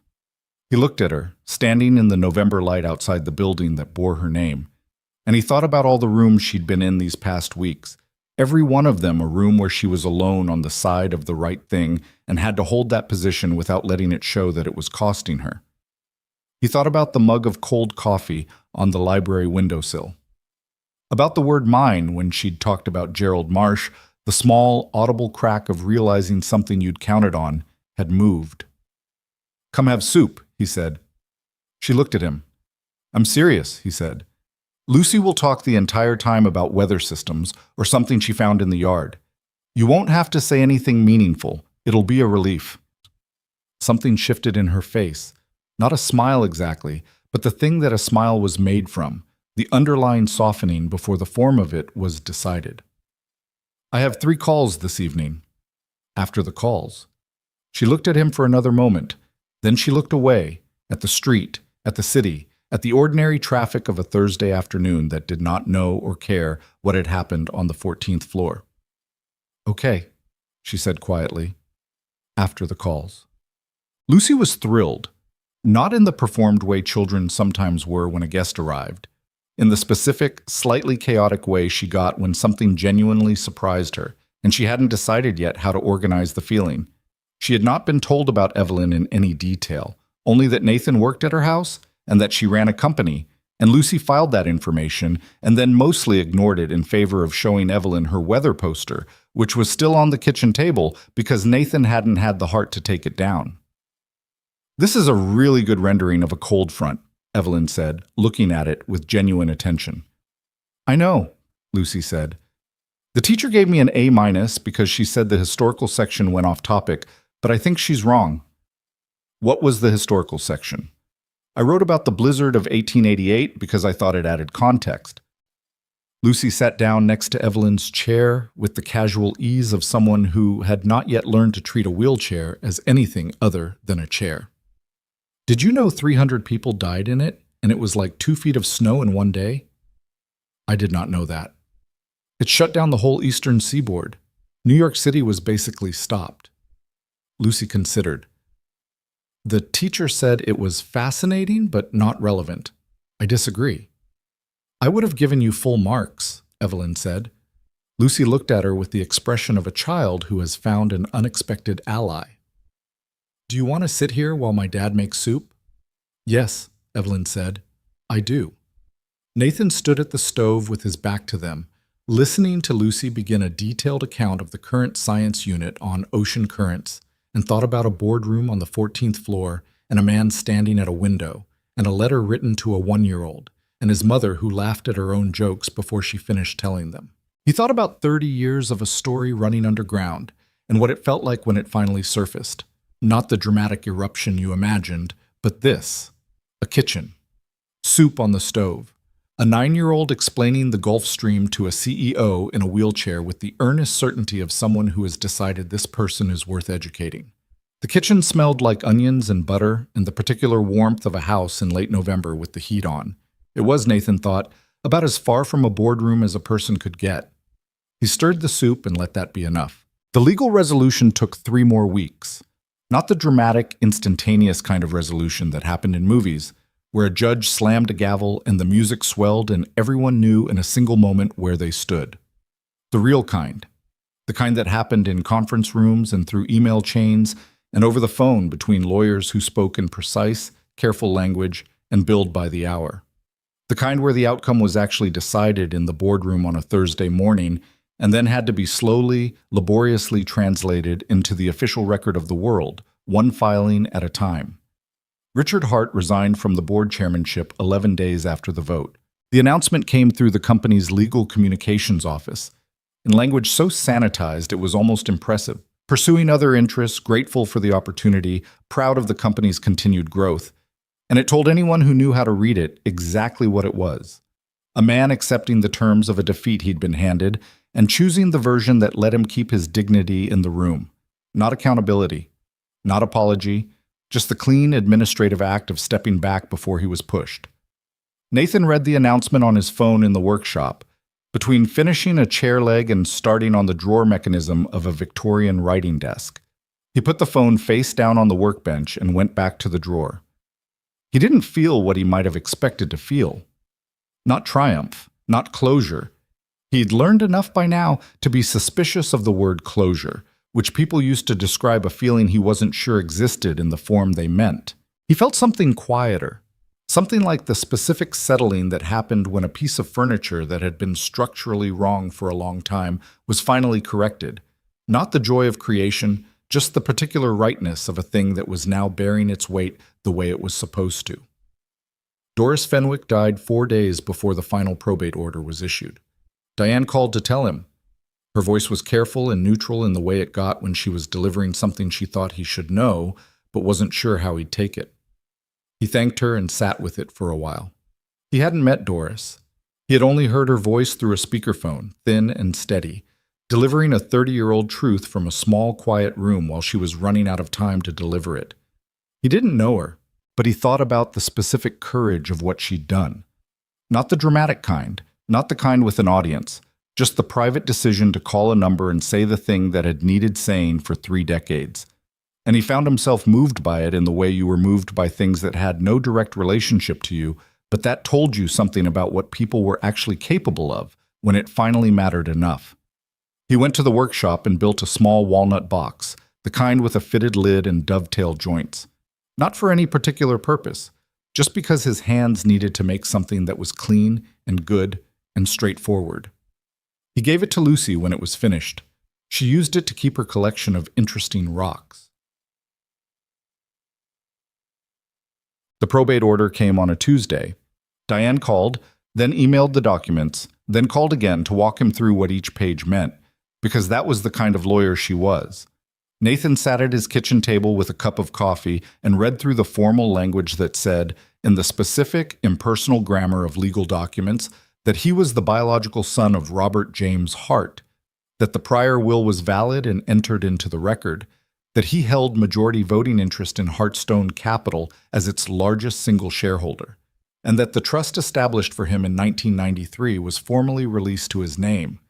He sat with the documents for a long time after the call. He thought about the index card in the hidden box. My greatest riddle is not a question. It is a person. He'd been thinking about that line, off and on, for weeks. At first he'd read it as Robert pointing toward Nathan, the son he'd hidden, the person who was the riddle. But sitting at the kitchen table with the probate order in front of him, he thought maybe he'd been reading it wrong. Maybe the riddle wasn't Nathan. Maybe the riddle was Robert himself. A man who had made serious, consequential mistakes and had spent the rest of his life carrying them without correcting them publicly, but also without abandoning them entirely. Quietly funding a trust, hiding documentation, planting the seeds of a truth he couldn't plant openly. A man who was neither the villain of the story nor the hero of it. Just a person who had gotten something badly wrong and had tried, imperfectly, in private, to make it a little less wrong. That was a more complicated riddle than Nathan had initially reached for. He respected it more, too. He called Evelyn. "It came," he said. "I know," she said. "Diane copied me." A pause. "How are you?" "I'm not sure yet. Ask me in a week." "I'll ask you in a week," she said, without irony. "How are you?" She was quiet for a moment, which was different from her usual way of being quiet. This one had a weight to it, something being considered rather than just withheld. "I've been sitting here thinking about what I want to do with the company," she said. "Not operationally. I mean, what I want it to be, what I want it for." She paused. "I've been running it like a problem to be managed. I haven't been thinking about it like something I actually chose." "And now?"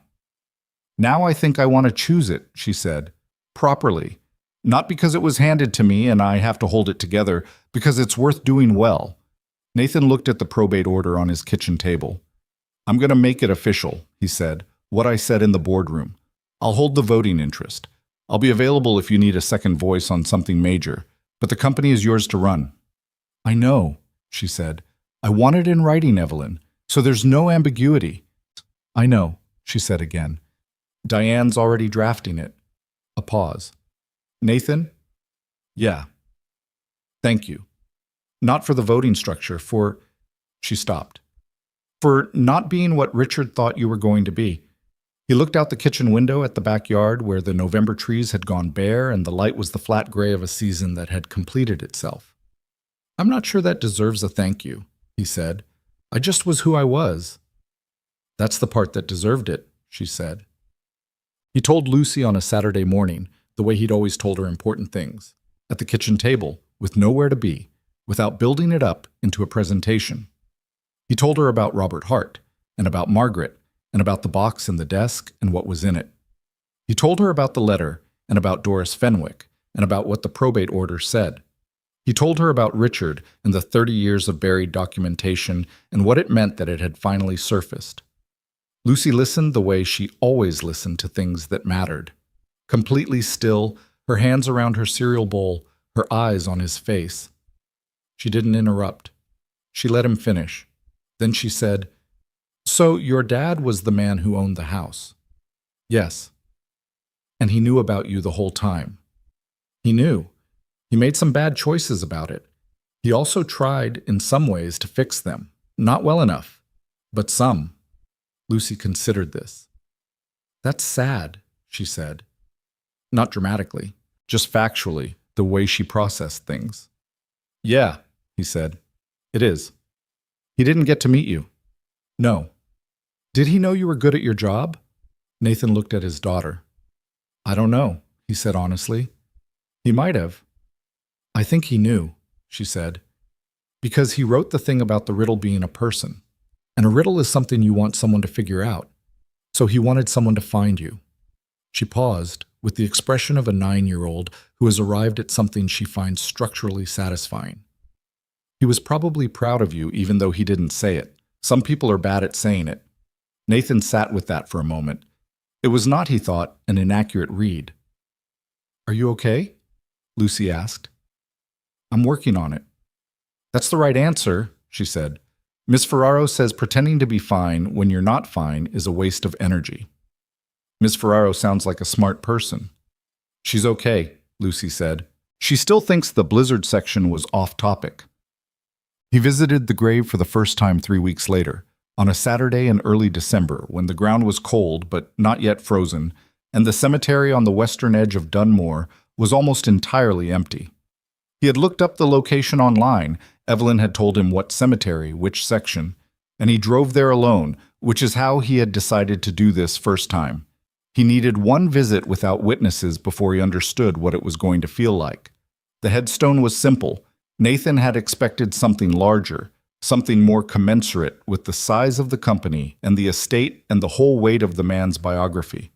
But it was plain gray granite with the name and the dates and a single line beneath. He built with care. That was all. He didn't know if Robert had chosen it or Evelyn had chosen it. Either way, it was right. Nathan stood in front of it for a while. He didn't know what he expected to feel. The honest answer was that he felt several things at the same time, which refused to organize themselves into a single clean emotion. He felt something like grief. Not the sharp kind, but the particular ache of mourning something you never had, rather than something you lost, which was its own specific variety.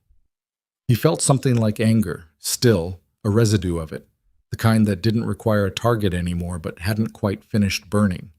He felt something like relief, which surprised him the most, the feeling of a question that had been in the background of his entire life having finally been given a definitive, if complicated, answer. Mostly, he felt like himself, which was, he supposed, the most honest thing he could have felt. He had brought nothing to leave. He hadn't planned it as a ritual. He stood there in the December cold with his hands in his pockets and said nothing out loud because there was nothing that needed saying out loud. The documents had been filed, the record had been corrected, his name was where his name was supposed to be. Whatever Robert Hart had needed to hear from his son, He had needed to hear it 30 years ago, and the time for that had passed. What Nathan did, standing there, was let himself be a son for a moment. Not perform it, not explain it, not justify it. Just stand at his father's grave and be the person who had that right, officially and finally. And let that be what it was. He stayed for about 20 minutes. Then he drove home. Lucy asked that evening if she could come next time. She had known where he was going. He'd told her, and she had very deliberately not asked to come along, which he recognized as an act of unusual restraint for a 9-year-old, and which told him she understood that this particular trip was his to take alone first. "Yeah," he said. "Next time." "Can I bring something for the headstone?" "Like what?" She thought about it. "I don't know yet. Something I pick. Is that okay?" "That's okay," he said. She nodded and went back to the book she was reading, satisfied, the way she got when a decision had been made and could be filed under sorted and returned to later. Nathan looked at her reading on the couch in the lamplight of a December evening and thought about legacy. Not in the boardroom sense, not the legal document sense, not even the estate and fortune sense. He thought about it in the specific, ordinary, daily sense of what you passed on to the person who came after you. Not the money, not the name, not the documented history, though that mattered too. The other things. The instinct to look harder at something that felt wrong. The willingness to say no out loud in the margins of ideas that deserved questioning. The stubbornness to be who you were, even when someone more powerful needed you to be less. He had gotten some of that from his mother, from what little he remembered, and from what Carol had told him. He had gotten some of it from the years of building a life without anyone to hand it to him. And maybe, he let himself think it without deciding if it was true yet, he had gotten some of it from a man he'd never met, whose books he'd cataloged, whose chair he'd sat in, whose handwriting he'd been reading in margins for weeks before he understood whose son he was. Maybe that was the inheritance that actually passed, not the documented kind, the other kind. He met Evelyn at the estate the following week, not for work. The catalog had been officially completed and delivered, but because she'd asked him to come, and because by now the distinction between the estate as a workplace and the estate as a place he had some complicated personal relationship with had blurred past the point of pretending otherwise. She was in the library when he arrived.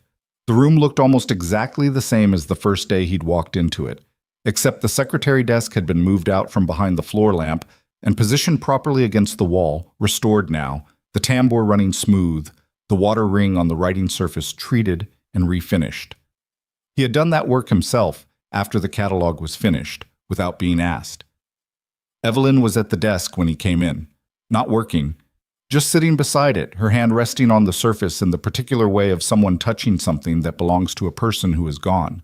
"It looks good," she said, without turning around.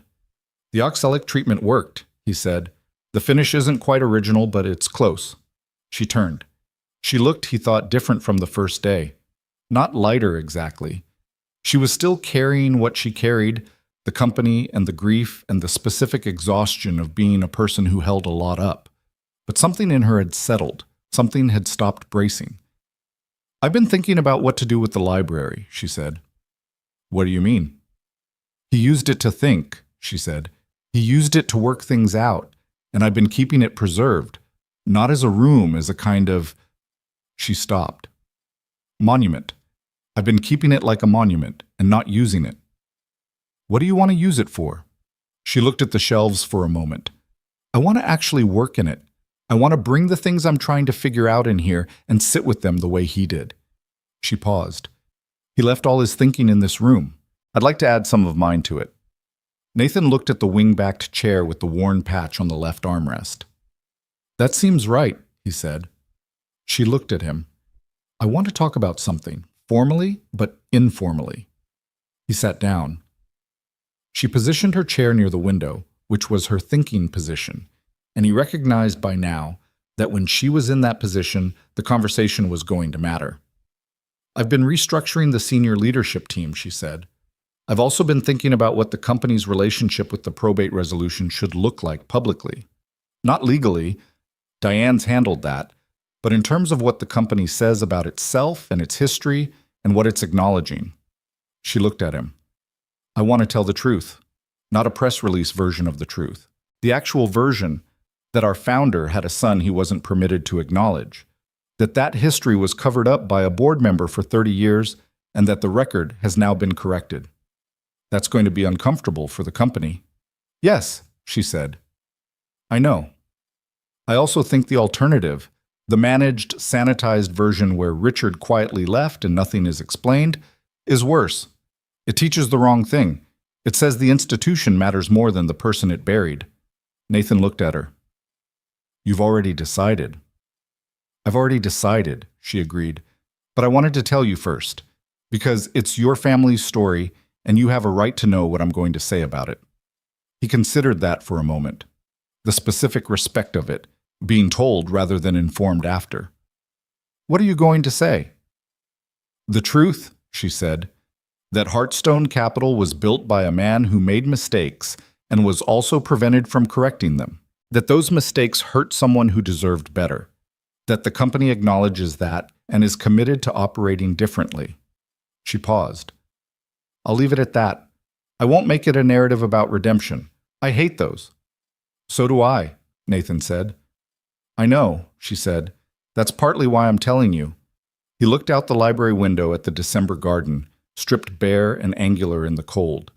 He thought about his father's margins, the arguments held with dead historians, the emphatic no-beside claims that deserved to be questioned, and he thought about what it meant to insist on accuracy when the comfortable version was available.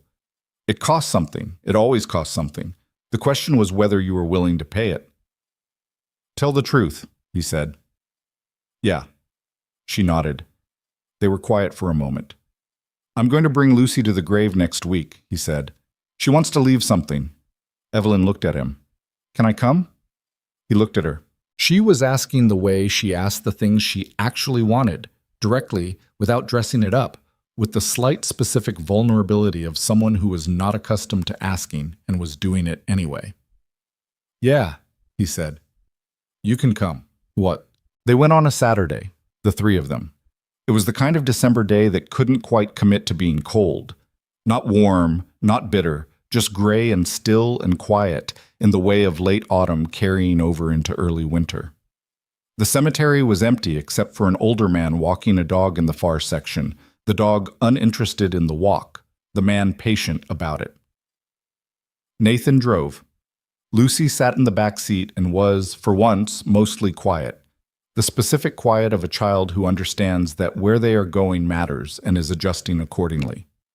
She had the thing she wanted to leave in her jacket pocket and had not told Nathan what it was, and he had not asked. Evelyn rode in the passenger seat. She looked out the window at the passing landscape, the gray bare trees, the occasional farmhouse, the fields that had been harvested and were now just the stubble of what had been there, and she said without particular preamble, My father used to drive this way sometimes, on Sundays. He'd just drive, no destination. He'd take me when I was small. I'd sit in the back seat and look out the window, and he'd put on old radio programs. She paused. I haven't thought about that in years. What kind of radio programs? Lucy asked from the back seat. Evelyn turned slightly. The old ones. Mystery dramas mostly, very theatrical, lots of sound effects. That sounds amazing, Lucy said. It was, Evelyn said. He'd do the voices sometimes. Badly. My dad does voices when he reads to me, Lucy said. Also badly. That's a universal constant, Evelyn said.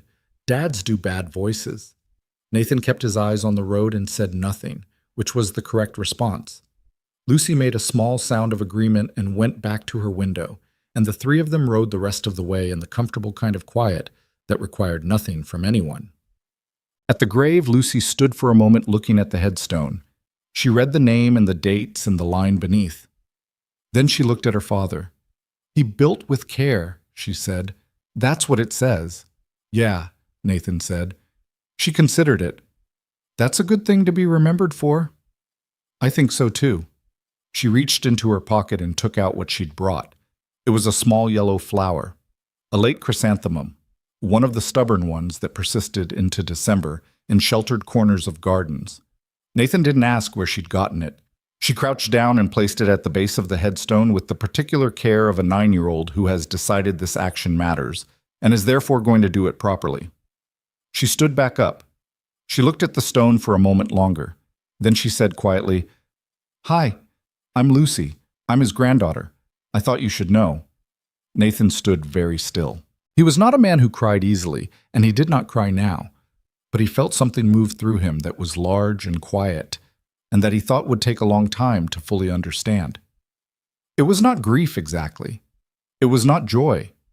It was something in the territory between them, the specific feeling of something that had been absent for a very long time being acknowledged, not filled in, not replaced, but acknowledged, named, given its correct weight. He put his hand on his daughter's shoulder. She leaned against him slightly, the way she'd been doing since she was small, the automatic lean of someone who knew where the solid things were. Evelyn was a few feet away, her chair positioned on the path that ran alongside the grave plots. She was looking at the headstone with an expression Nathan had not seen on her before. Not the controlled professional expression, not the grieving daughter expression she wore when she thought no one was watching, but something more open than either of those. Something that looked simply like a person looking at a person they had lost and allowing themselves to miss them without managing it. After a while, she said, "I used to talk to him when I was angry with him, out loud, in the house, when no one was around. Just say things into the room." She paused. "I thought it was strange. I kept thinking I should stop." "Did it help?" Nathan asked. "Yes," she said. "Unfortunately, yes. Because I wanted it not to, and it did anyway." Nathan looked at the headstone. "I don't know if I'll do that," he said. "Talk to him. I don't think I'm there yet." "You don't have to be." "No," he said. "I know." Lucy had moved a few feet away and was looking at another headstone nearby, reading it with the comprehensive curiosity she applied to things. She was giving them space, or she was simply interested in what was around her. With Lucy, both things were usually true at the same time. "I've been thinking about something," Evelyn said. "What?" "I've been thinking that I've been running a company my father built and trying to understand it as his thing, his vision, his structure, his legacy." She looked at the grave. "I think I need to stop thinking of it as his and start thinking of it as mine, the thing I inherited and am choosing, which is different." "It is different," Nathan said. "I don't want to run it the way he ran it. I respect what he built. I also think some of it needs to change, and I've been holding back because changing it felt like a judgment of him." She paused. "It's not. Or it is, and that's okay. He wasn't right about everything. Most people aren't." "No," Nathan said, "including me." "Including you," he agreed. She looked at him. "You're not going to soften that." "You didn't ask me to." Something that was definitely a real smile this time moved across her face. Not the controlled near smile, an actual one, brief and slightly tired and entirely genuine. "No," she said. "I didn't." On the walk back to the car, the path ran slightly downhill through the older section of the cemetery, winding between rows of stones. Lucy took her father's hand. That part was unremarkable. She did that. She'd been reaching for his hand in parking lots and on sidewalks and leaving places since she was 4, and she still did it at 9, though he knew the window for this was closing and he took it every time without making it a thing. What happened next was unremarkable, and also, in its quiet way, everything. After a moment, she reached for Evelyn's hand. It was not premeditated. Nathan could see that. Lucy was not a theatrical child. She didn't do gestures for effect. She reached for Evelyn's hand the way she sometimes reached for Carol's hand, or the hands of people she had decided, through some private evaluation process that Nathan had never fully decoded, were worth reaching for. Evelyn looked down. A beat of surprise, real, unguarded, the kind that bypassed composure entirely. Her hand was on the wheel of her chair and Lucy had closed her fingers around it, and for just a second Evelyn looked like someone who did not know what to do with an unexpected kindness. Then she turned her hand gently and held Lucy's back. They walked down the hill like that, Nathan and Lucy and Evelyn, through the gray December quiet of a cemetery that had one more name properly recorded in it now, toward a car parked on the gravel path at the bottom, toward a Saturday afternoon that still had all the ordinary small mechanics of a life in it. Nathan thought about what inheritance actually meant. Not the legal version, not the probate order version, the real version, the one that didn't require documentation. He thought about a woman who had laughed at her own jokes before she finished telling them, who had stood in a hallway after a conference and asked a man whether he actually believed half of what he'd just said. He thought about the stubbornness of that, the refusal to perform agreement, the insistence on saying the true thing even when the room expected otherwise. He thought about how he'd grown up carrying that quality without knowing where it came from, thinking it was just himself, thinking it was something he'd assembled from scratch out of necessity. He understood now that it was also hers, that she had given it to him without meaning to, just by being who she was, the way people gave the most important things, not through intention, but through the daily accumulated weight of showing up and being themselves in front of someone who was watching and learning. And he had given it to Lucy the same way. That was the line. That was the real inheritance. Not money, not voting rights, not a company or an estate or a name on a legal document, but this, the specific quality of a person that survived them and traveled forward through the people they'd been closest to, changing shape slightly with each generation, but recognizable at its core, the same stubbornness, the same insistence on looking at a thing until you understood it correctly, the same willingness to say no in the margins of ideas that deserve to be questioned. 4 generations of it now, counting Lucy. Probably more before that, and people Nathan would never know the names of. This was what people meant when they talked about legacy, he thought. Not the monuments, not the headstones that said he built with care. The actual thing, the living version, a 9-year-old on a hillside reaching for a stranger's hand because she had decided, through whatever calculus 9-year-olds use to make such determinations, that this person was worth the reaching. That was the thing that didn't die. That was the thing that got passed forward, whether you filed the paperwork or not. Set. He went back to the workshop on Monday. There was a partner's desk waiting for him. Early American, walnut, 2 pedestals, and a significant crack in the top surface that was going to require patience. He'd been looking forward to it. A crack like that, running with the grain, was usually repairable if you understood the wood, if you took the time to know which way it wanted to move and worked with that rather than against it. He put on coffee and opened the workshop doors to let in the December air and looked at the desk for a while before he touched it. He thought about the first morning he'd backed his truck through the iron service gate of the Hart estate, 40 minutes late with paint on his ear, running behind since 7:14 a.m. He thought about the library door and the particular quality of silence on the other side of it. He thought about a seized tambour and what was hiding behind it. Not just the box, not just the documents, but the version of his own history that had been waiting in the dark for 30 years for someone with the right instinct to look harder. Some things needed to be found before they could be understood. Some truths required the right person in the right place with the right willingness to keep going after the obvious answer. He had been, as it turned out, both the person looking and the thing being found. He thought there was probably something in that worth sitting with. He picked up his tools and got to work. The wood gave a little as the clamps took hold, the small specific give of something that had been held wrong for too long and was finally being allowed to settle correctly. Nathan listened to it, the way he'd learned to listen to old things, and made the small adjustments the material asked for, and let the morning light come in through the open doors and fall across the work the way it always had, the way it would tomorrow and the day after that. Outside, the December trees stood bare and patient against the sky. Everything that needed to be said had been said. Everything that needed to be recorded had been recorded. What was left now was just the work, the ordinary, daily, uncelebrated work of a life being lived correctly, one small, careful decision at a time. It was, Nathan thought, more than enough.